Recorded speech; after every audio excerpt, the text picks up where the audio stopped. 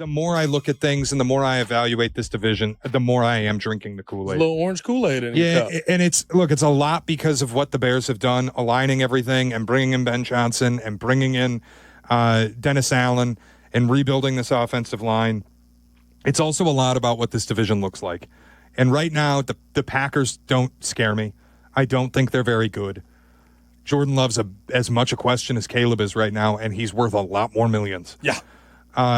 The Vikings are the only team in this division that really does put a little fear in me because that roster is Super Bowl caliber. But what is J.J. McCarthy? He doesn't need to be great. He needs to be good. If he's good, I think they'll just win this division.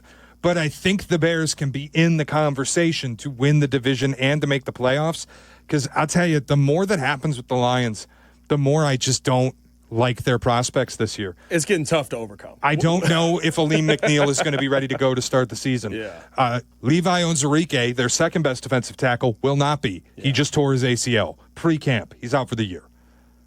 Is Aiden Hutchinson enough? They lost their two best interior offensive linemen in Frank Ragnow and Kevin Zeitler. They lost both their coordinators.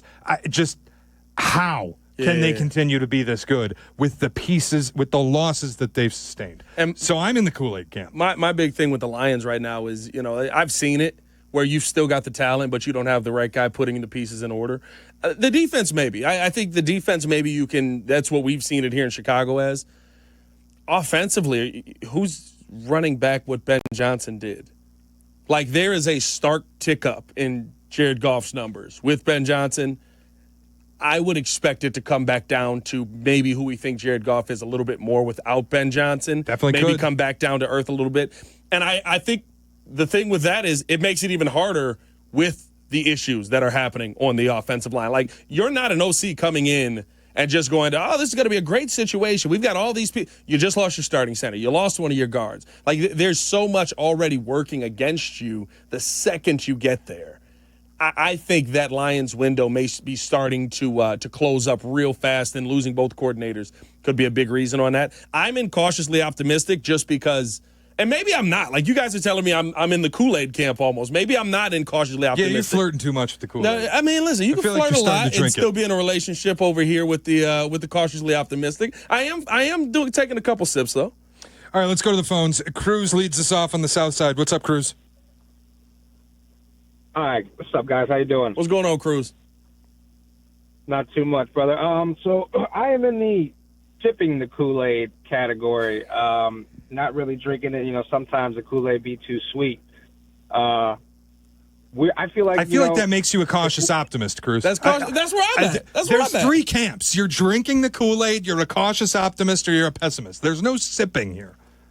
Well, if everything goes perfect, I'm drinking the Kool-Aid, but if, But that's not the question. God forbid, or anything like that. It's just, yeah, you're right. I probably am in the cautious optimist. That's okay. Category. But like, what if God forbid, a crazy injury happens at the beginning of the season? Are we still sipping the Kool? Are we still, How am I supposed to operate with that? If Caleb Williams crashes his car to start the year and he can't play, I'm not drinking the Kool-Aid anymore. Yeah. But I'm not. You can't live in that world. Anything could happen. That's any football team too. That's the real part of it. Of course. If Joe Burrow goes out, the season's over. Josh Allen could walk outside his front door and tear his Achilles going down his steps. Like, you still believe in who he is right now. Yeah. I can't project how I'd feel if there's a catastrophic injury.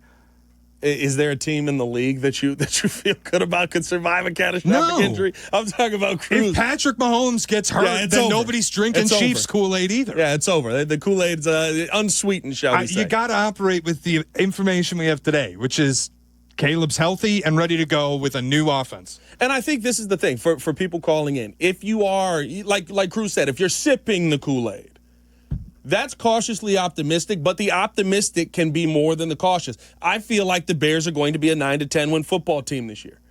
I still want to see it. I still want to see how things operate. I still want to see what this team looks like throughout camp and when they get into preseason, and how Ben Johnson develops as a coach, how Caleb Williams develops as a player. We've been burned. I kind of just think they're going to the playoffs. And it's interesting we don't have anybody calling in claim to be a pessimist. Like, if there's somebody out there that is a pessimist, please call and tell me why. Because I genuinely believe the only way you can be a pessimist right now is because you've been burnt in your life as a Bears fan. Yeah. That's it.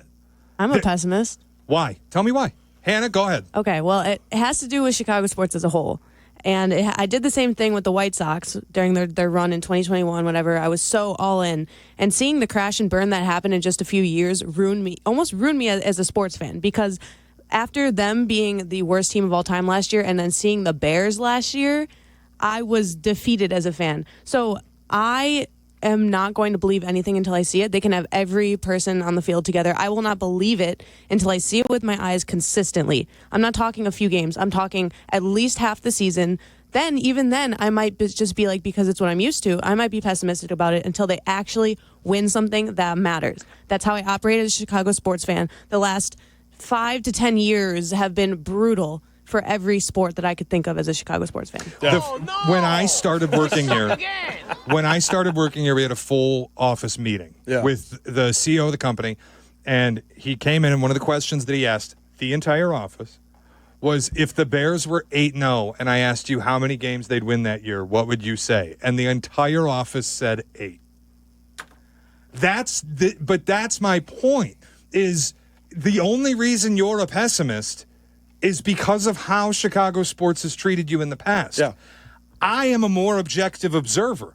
I am not dyed-in-the-wool Chicago sports. I'm new here. But we lived it. I understand that. No, what I mean is we lived that scenario that he put ahead of you. The Bears were 7-1. And I know. And did not win again. I know. You know what I mean? I know. We've lived that. So it's not like we're coming from this unreasonable place Pat, with it. I'm not saying anybody's coming from an unreasonable place. I'm just saying where I'm sitting and looking at it as not an outside observer because I'm here now, but as somebody who hasn't had a 3-decade history with this team hurting me. Yeah.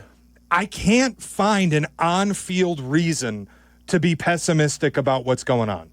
We'll get more of your phone calls, 312-332-3776. Which camp are you in? Drinking the Kool Aid, cautious optimist, or pessimist, with camp kicking off this week for the Bears. The more of that next. It's Carmen and Yurko on ESPN 1000.